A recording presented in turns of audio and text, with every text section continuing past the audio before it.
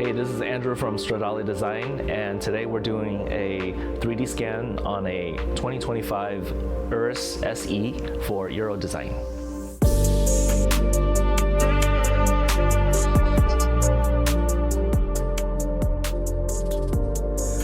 Upon receiving the vehicle, we usually look it over and assess the color and the shade. Luckily, this vehicle is matte, which is very easy for us to prepare. And all we had to do is apply the dots and pick, are we scanning the matte surface first, the gloss, or the transparent? And we go from there.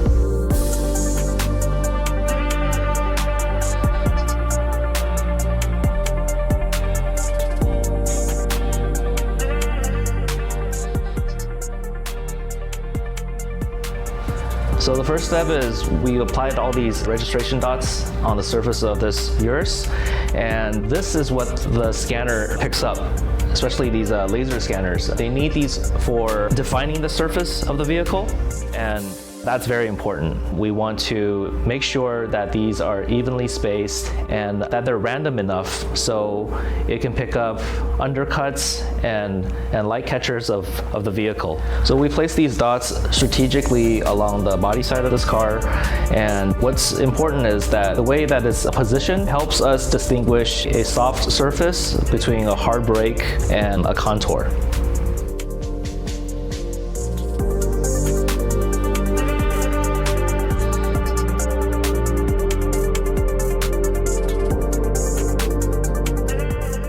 When that data is accurate, then your parts will fit pretty much 100% every single time.